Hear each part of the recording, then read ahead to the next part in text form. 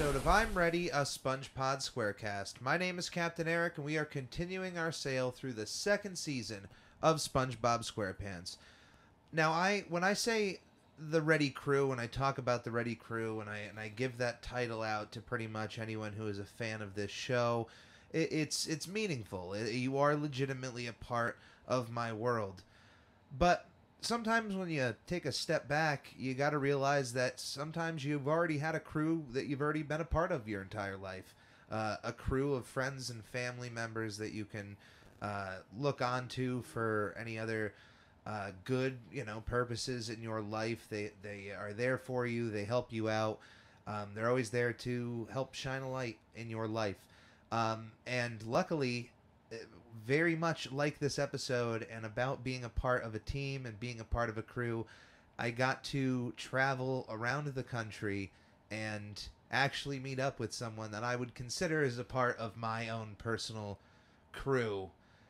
Since we've known each other for about 15 plus years, definitely 17, 12, a crazy amount of years. Since the 7th grade, I traveled all the way down to New Jersey to hang out with my dear friend, a teacher, an actor, a all-around great person, an artist, a just devotee to the arts. Ladies and gentlemen, Seth Price. Ahoy, Captain. Thank you.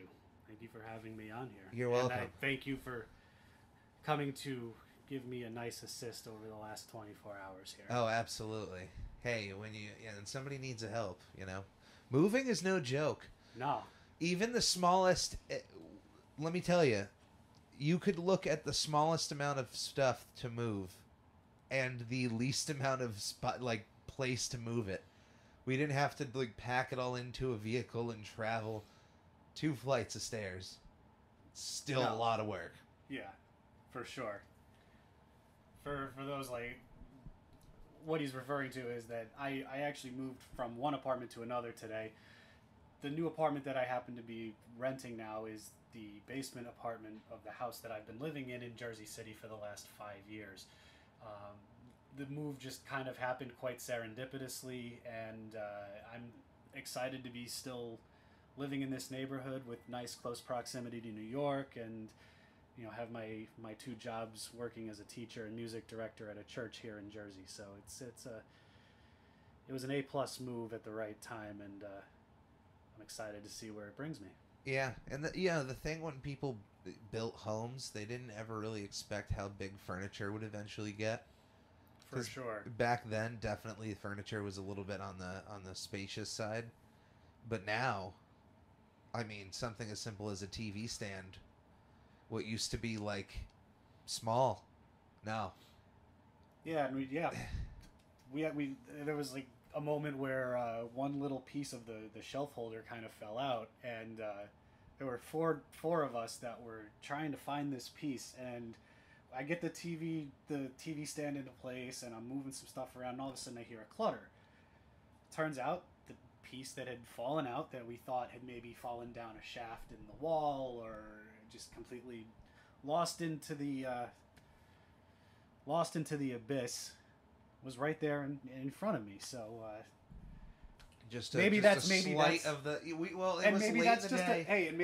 metaphor for the fact that this opportunity kind of fell right in front of me, and I was like, all right, let's roll with it. You're finding metaphors in the furniture. That's a problem. Oh, man. Now, like I said, we've known each other since middle school. I know. It's been a long time.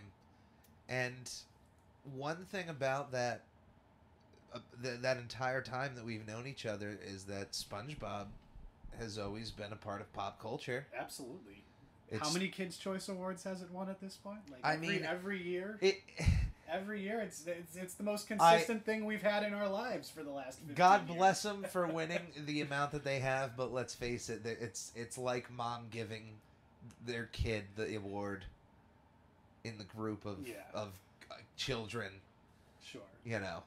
But hey, most years it definitely did deserve it when it was Absolutely. at its high times, which is when we were in middle school, is when season 2, season 3 were on television. Yep.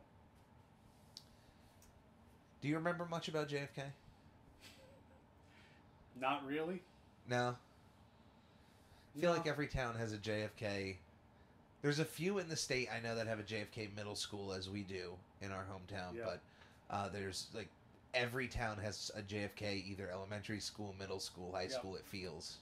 Yeah, I mean, we've got here in Jersey City, and actually it's most of Hudson County. We have John F. Kennedy Boulevard, which actually starts in Bayonne, which is the town just south of Jersey City. JFK Boulevard goes all the way up into either North Bergen or West New York. It goes far up. So that's our local tribute to JFK. A little bit of a New Jersey for you, I guess. Yeah, there's a lot of New Jersey trivia that's out there. Yeah. Weird New Jersey is a publication I would definitely recommend everybody check out. And here's another thing about New Jersey. Let me tell you one thing. That breakfast meat. Oh, Taylor ham. It's Taylor ham. Oh yeah. No, don't at me with that. I actually attest to this. Name. Let me tell you, Taylor ham. My cousin who's older than me, was born and grew up in New Jersey, very close to this area, in Hoboken, New Jersey. Mm-hmm. Shout out. That's right next door here. And anytime we would come down and visit, he would make sure that we would go and get breakfast to get a Taylor ham, egg and cheese bagel, and it is absolutely life-changing. There's nothing like it. There's no bagels on this planet made better than in New Jersey. It's and let's just face it, if you're somebody who loves breakfast food, you need to get your butt here, and you need to have yourself a Taylor ham, egg and cheese. You can go to any deli in New Jersey. It's quality. Absolutely. I imagine, though, there's probably some bad ones out there. Like the one that's right down at the end of my block. Yes, there are definitely bad ones. Oh God! Watch out! Why I go into Hoboken. That's why I go into Hoboken to get my breakfast sandwich. Shout out Hoboken for their Taylor ham, egg and cheese. Mm-hmm. You know, it's really crazy now thinking about it. And you mentioned, as far as this episode that was going on, you had a story that filled in. The episode in question is called Welcome to the Chum Bucket, which is absolutely one of my favorite season 2 episodes. And just to not age us a bit, but this premiered all the way back on January 21st, 2002 in the United States. That is a long time ago. How does that make you feel? Old. I lost. Barnacles, Mr. Krabs. How much money did you lose? I didn't lose any money. I lost. Don't tell me you lost the Krusty Krab. I lost. Mr. Krabs, please tell me you didn't lose the Krabby Patty secret formula. I lost you. What? I bet your contract, and I lost. Ah, good one, Mr. Krabs. Magic Conch, will I ever get to meet Tom Kenny? Maybe someday. Oh, so you're saying there's a chance. Okay. Should I tell fans of the show how they can support us? Yes. Goofy Goobers, supporting the show is shockingly easier than catching a blue jellyfish. Right from our anchor page, anchor.fm/SpongePod, you can find links to all of our social media and a support button if you happen to have a few extra clams. Also follow us on twitch.tv/SpongeBobPodcast, where it's not only the official home to our sister show, Video Bob Game Pants, it's also where I stream live drawings of various Nickelodeon characters and host the opportunity for commissions and giveaways. Lastly, the official merchandise store is now open at redbubble.com/people/SpongePod, where various designs will be uploaded inspired by our show, including our official logo, which is now available on a multitude of products like t-shirts, stickers, duvet covers, and even a shower curtain. This is a podcast by a fan, for fans, and will always be fan-driven. Any way you see fit on supporting our show is much appreciated. Thank you, and enjoy. All the preparation is making me hungry. Me too. You know what would really hit the spot? Why don't you whip us up a couple of Krabby Patties? I'm kind of in the mood for tacos. Good one, SpongeBob. But really, why don't you go ahead and make us a patty? Does it, though? But, like, it's still good. You could show this episode to any kid. kids born right now, and they're still going to be Definitely. in tears over this. Yeah, look, I work with kids. I'm a substitute teacher at a local elementary school in North Jersey. You know, kids today definitely still quote SpongeBob SquarePants. Absolutely. It's one of those things that just has endured through multiple generations, and I still see it out there today. What was the story that you said that connected with you with this episode? Okay, so in the episode, the plot is centered around the fact that Mr. Krabs loses SpongeBob's work contract at the Krusty Krab to Plankton. So now SpongeBob is legally obligated to go work at the Chum Bucket.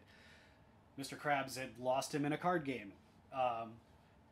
On one story, and this is not actually the story that I was going to tell. I've been playing cards lately, so I understand how Mr. Krabs feels in this situation. Going to those extremes to bet SpongeBob's contract. Yeah, that's... I wonder, now, he said he's been playing Plankton. He's been playing Plankton for 15 years every Thursday night in cards. And the one little scene we get from it shows a massive amount of money on the table there. Yep.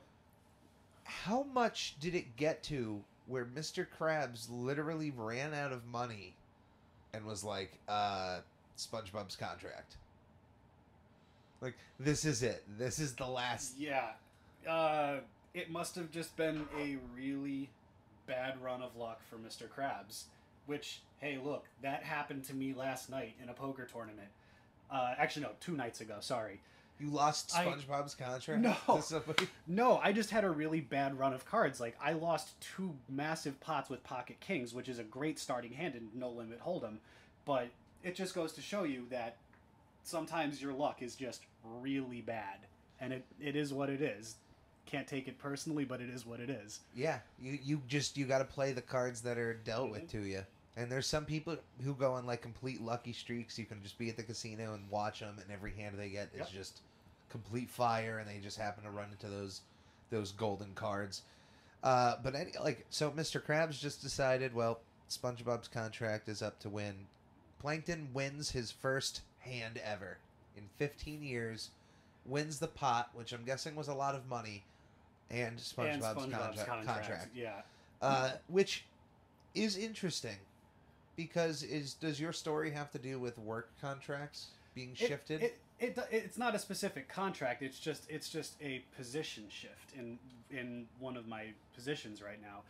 So like I mentioned earlier, I work as a substitute teacher at a local. Is this something school. you want public? Yeah, it's nothing. It's nothing okay. bad. Hey. It's nothing bad at all. Okay, go on. It's just the cards that we were dealt. So I came in. I started working with a local class, with a class in elementary school back in November. They had a teacher abruptly leave, so I was placed into their class as a long-term sub while they hired another teacher. This particular class is a co-teaching class, so there were 2 teachers in the classroom. So I continued to work with the class after they brought in another teacher, and they were still looking to hire another. And, you know, at some point, the state of New Jersey only allows you to sub in a particular class for X amount of days. It's just a stature in the way that substitute teaching works. Yeah. Nothing bad. Okay. But, you know, at one point, my time limit came up in that class, and I had to be moved to another class. It's not a big deal, but I understand how SpongeBob felt going from one position all of a sudden having to switch to another. And, you know, I'd built up a relationship with those kids and that class, and we had a great thing going with the other teacher and me.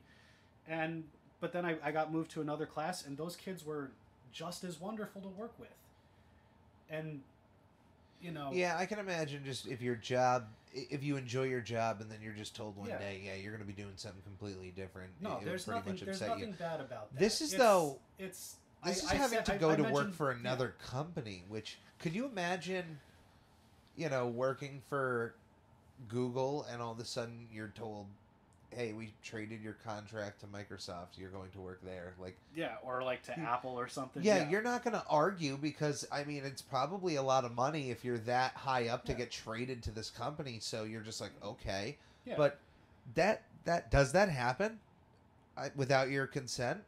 Well, it certainly does in sports. Players get traded to another team. I was quite gonna abruptly. bring that up because you're also a Yeah. big sports guy too.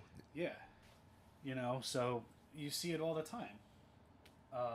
Yeah, one day you wake up and you're just told, "Hey, you're a pitcher for the Cardinals now." Yep. Exactly. Hey, you're moving to Boston, Yep. New York. Like, that's crazy. It's just part of the business of sports, and what happened to me is just part of the But you business know what? of substitute teaching. I would it's say just that- a reality. I would say the one argument against the sports analogy is that I think when you get that contract, going into it that it's always a possibility. Like that option is always on the table unless you get a contract that takes that option off the table, which I'm sure a few players have. Yeah, some players have no trade clauses. Yeah. They have those built into their contracts. So the episode written by Walt Dorn, Paul Tibbett, and Doug Lawrence, who, by the way, Doug Lawrence, Mr. Lawrence, also the voice of Plankton. I knew that. Also the voice of Filbert Turtle from Rocko's Modern Life. Turtle. Tom Kenny, SpongeBob, also the voice of Heifer from Rocko's Modern Life. I love those little tidbits of information.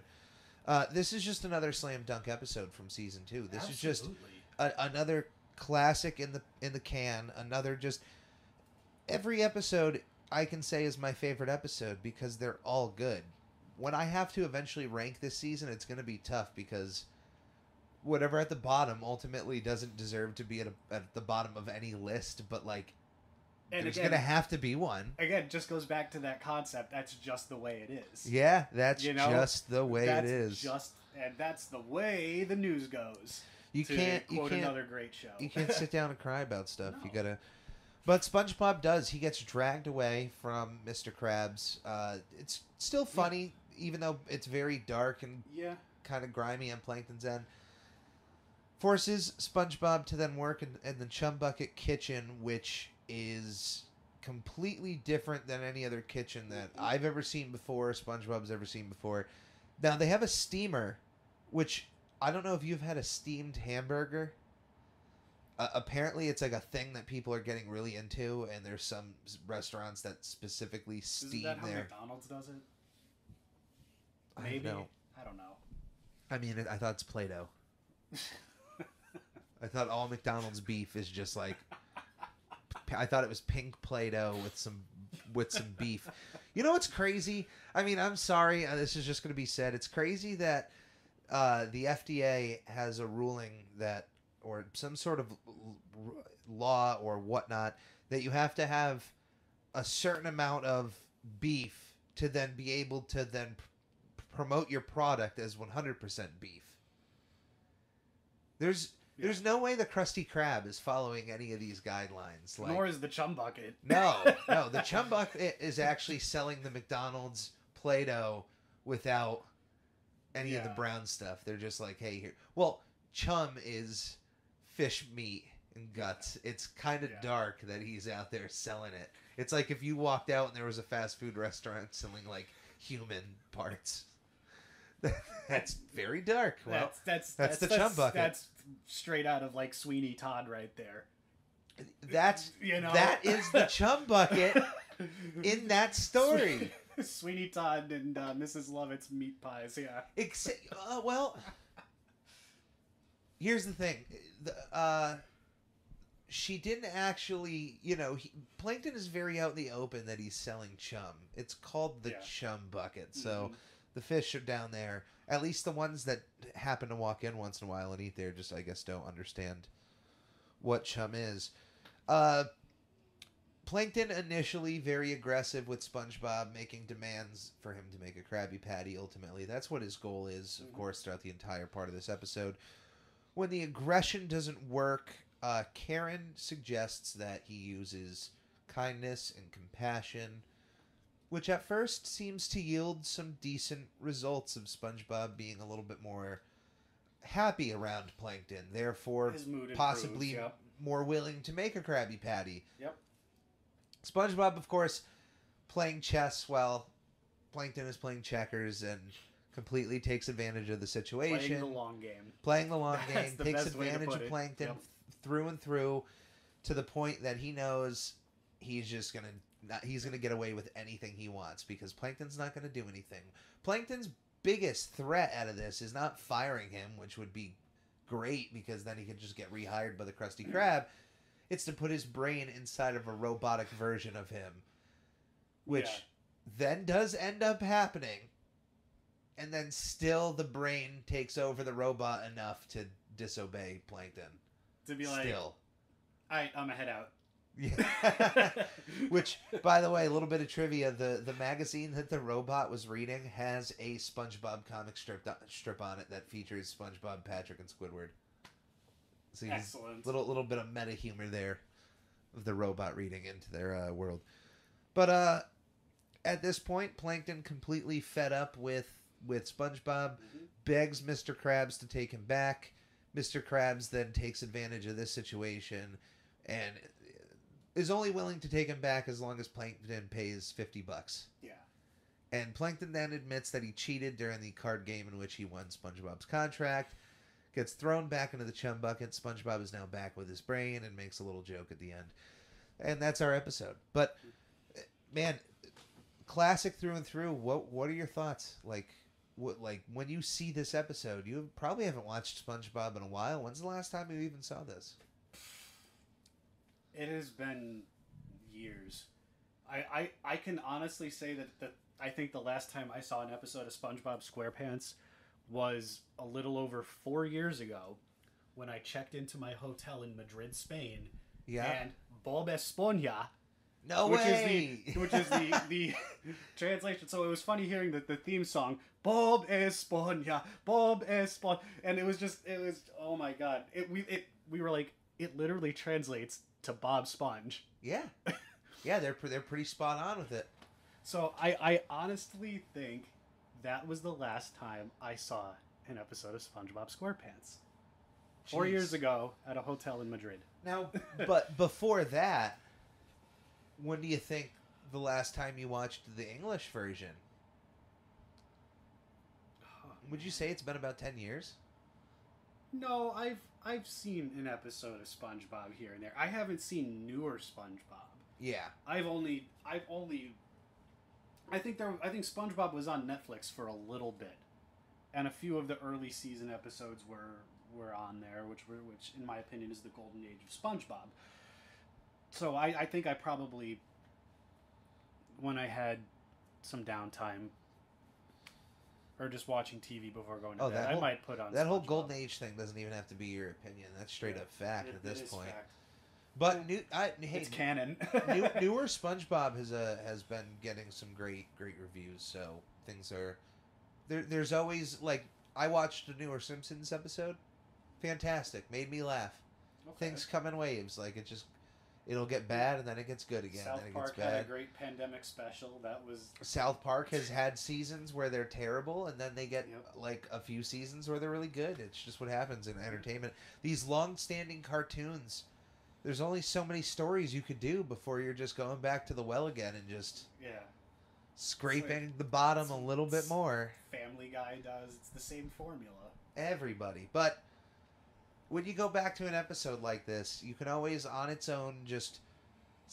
I could show an adult who has never watched SpongeBob an episode like this, and they're able to understand everything about the characters. Yeah. You don't see too much of Mr. Krabs' greed, although we do get a lot of caring about him with SpongeBob. We don't get that a lot before this. Definitely not. Mr. Krabs is all about making a profit at SpongeBob's expense. Truth be told. We don't know exactly how much Mr. Krabs pays SpongeBob. You might actually know the answer to that question. Oh, it fluctuates. There might be like an average amount, but I mean, it's always super low. Yeah. Because Mr. Krabs wants to make exactly how much money he can.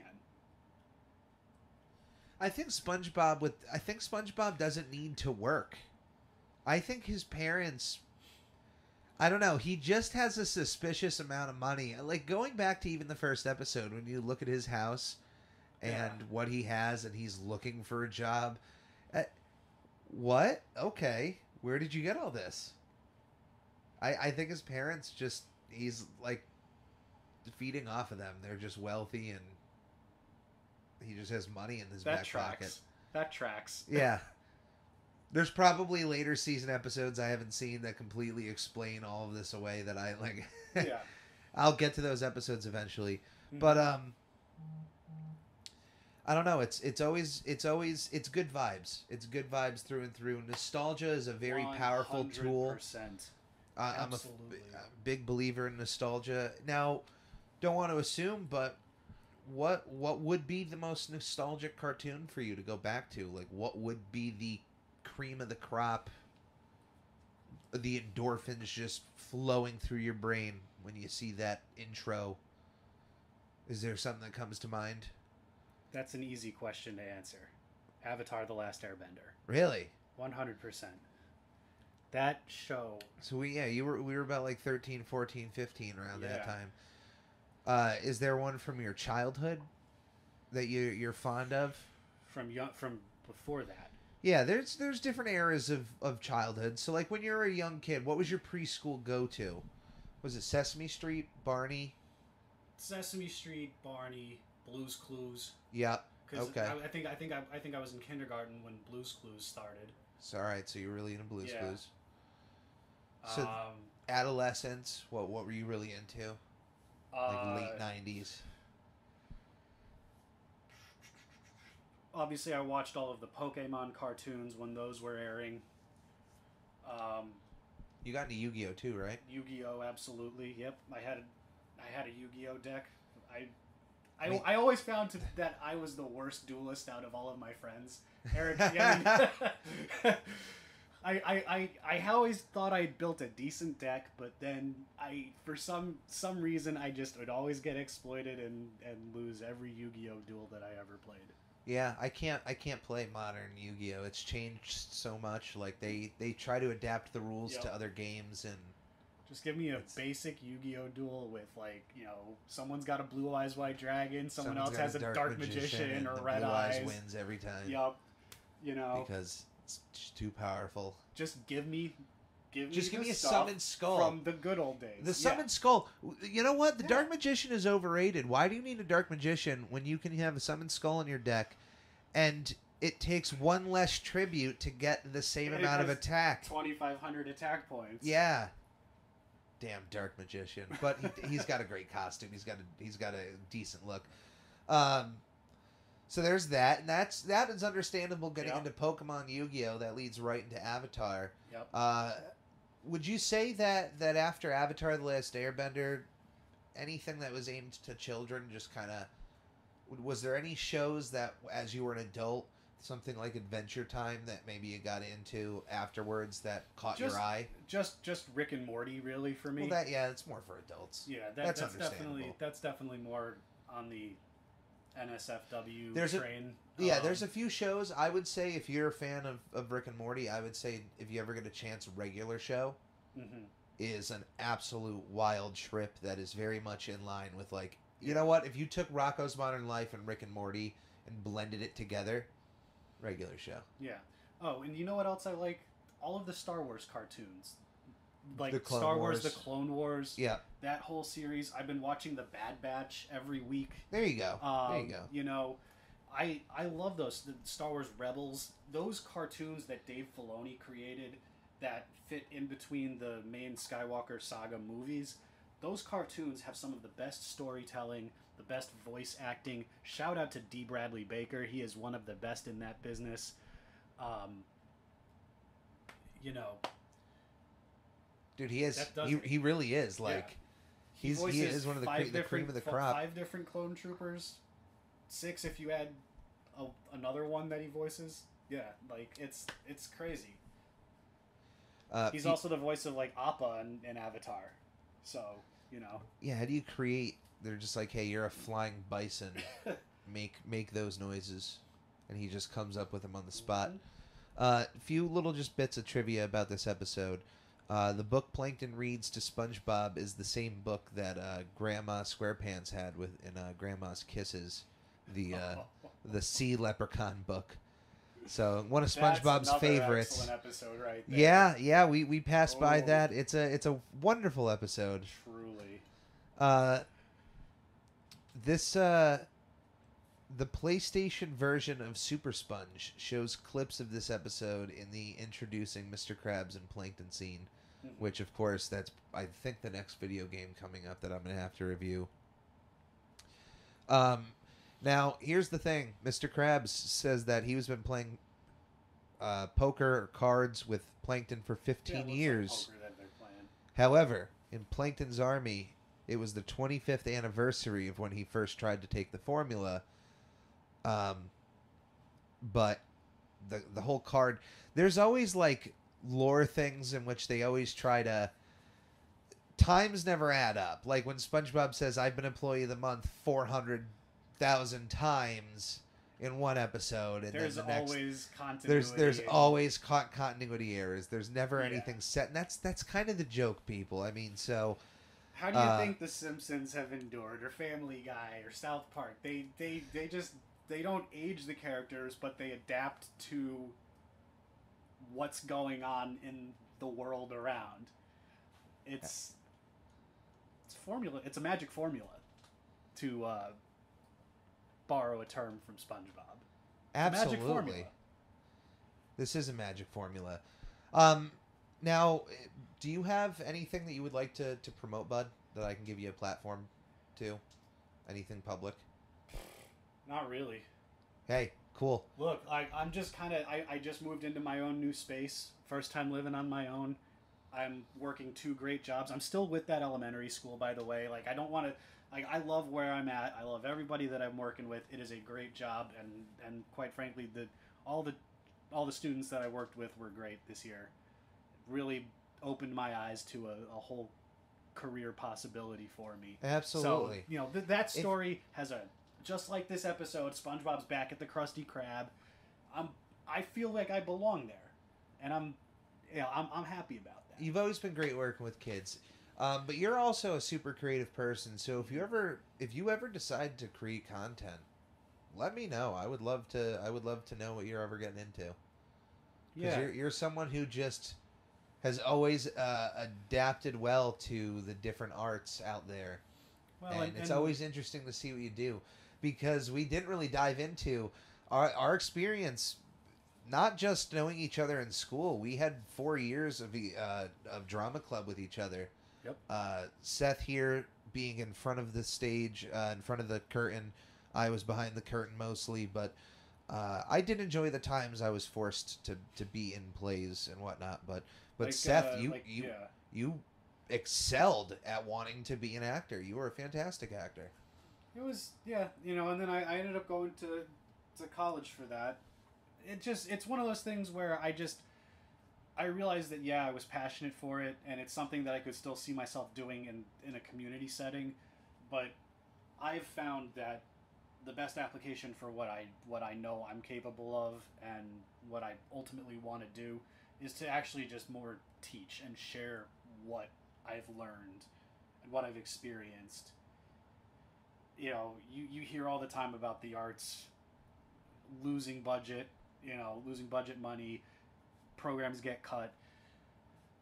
Arts education matters, and it's something that really can impact students' lives for the better. Whether it's performing arts, music, theater, whether it's visual arts. Eric, I know you are a fantastic visual artist. One of the best that I know. The arts, unfortunately, have been pushed out of schools in favor of keeping up with arbitrary numbers. The testing that they push on your children is just to make themselves look better in an overall landscape of schools so that they get more money. That is what it boils down to. It's not to set your kids up for a better future. If we were more creative, our schools, our high schools, would be more designed to help people go out into the world. Mechanics classes should be mandatory. Everybody should learn how to change the oil in their car. Taxes. Oh, There should God. everybody should have That a just- mandatory taxes class. Yeah. Everybody should learn how to do their tax. Like the stuff that they force on you. Yeah. And so this goes beyond arts, but like yes, even the arts, the creative arts, the visual arts, Yes. the wood shop, the metal shop, the Yes. robotics, everything where you're being creative, physics, like those are all important, and the money that they lose more every year after year after year, Yeah. and it depresses me. And to further Eric's point, let the record state that the reason I let out that raucous burst of laughter at the beginning of that wonderful statement is because Raucous. there was one time that I botched an oil change for one of my dear friends. So yes, having a class on how to change your oil in high school, I fully endorse that being mandatory. It doesn't even have because to- then I wouldn't have made that stupid mistake that I made. Look, people make mistakes. It happens.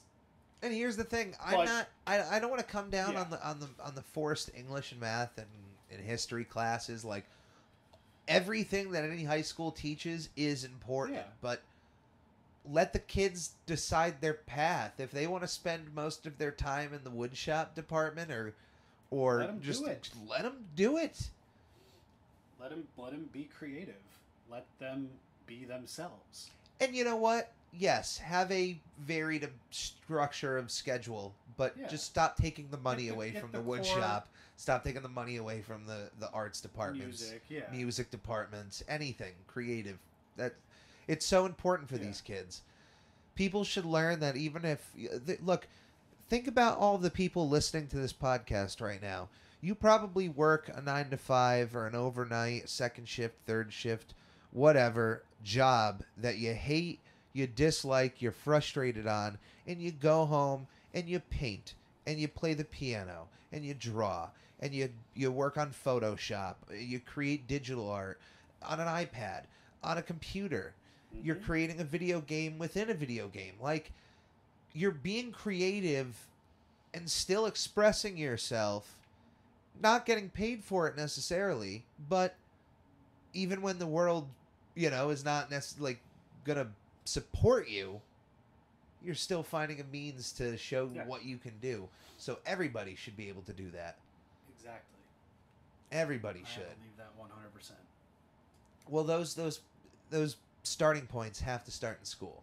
Mm-hmm. It's important, Yeah. and school's important. So I'm glad you're helping shape young minds. You're a good soul at it. It's quite a rewarding line of work, and I'm excited to see where the next year or so takes me. All right, Seth, thank you for coming on today's show. This whole 24 hours plus, definitely quite the adventure. Always worth it. It's worth leaving your comfort zone to just do something, experience something in life, helping a friend. It's a complete win-win situation. So It thank you absolutely so is. much for And coming on. Thank you for coming to help me with my down 2 flights of stairs move. I like the fact that you were able to come down from Connecticut 2.5 hours away to Jersey.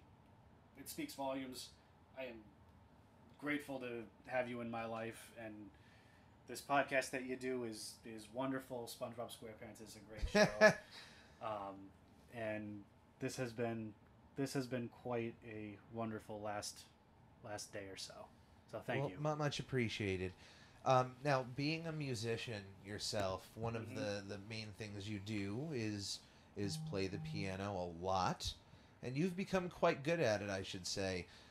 You've always been a talented singer. I myself, not that bad.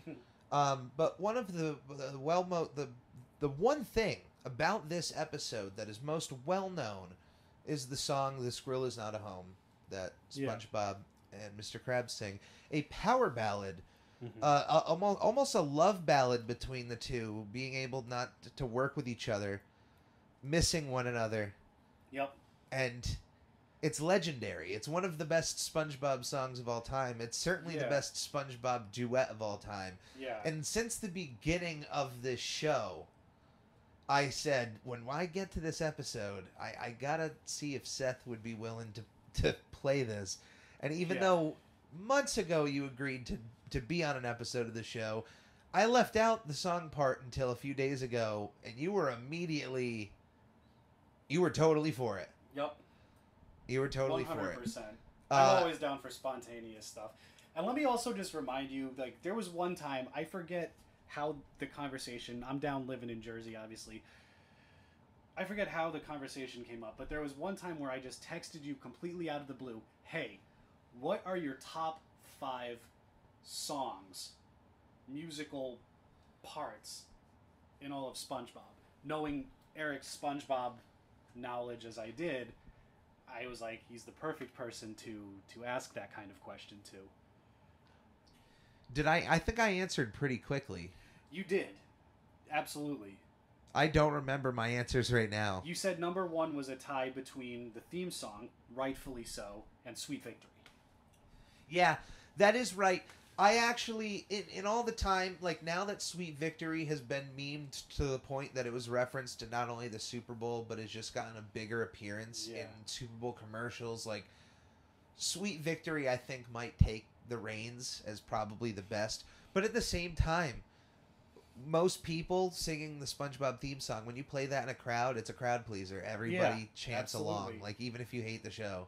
Absolutely. It's infectious. But this song is up there. This song is up there as a favorite. You definitely included this one on your list.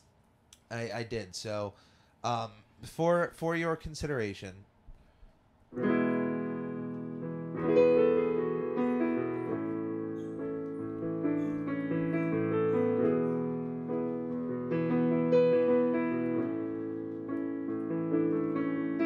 A stove is a stove, no matter where you go. A patty is a patty, that's what I say. A grill is a grill, this is surely so. And fries should be fries either way. But this grill is not a home, this is not the stove I know. I would trade it all away if you'd come back to stay. This kitchen's not the same without you. It's just a greasy spoon. Just a greasy spoon. Without you.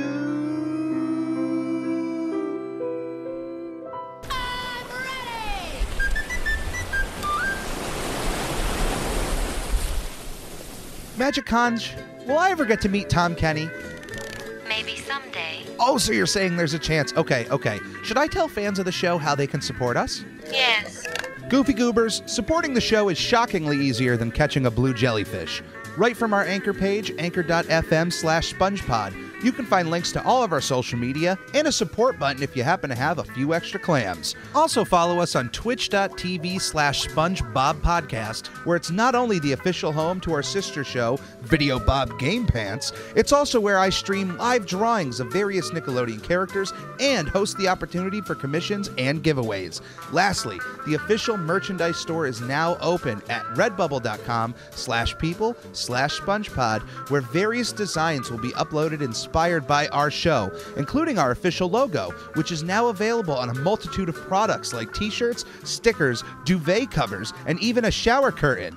This is a podcast by a fan, for fans, and will always be fan-driven. Any way you see fit on supporting our show is much appreciated. Thank you, and enjoy.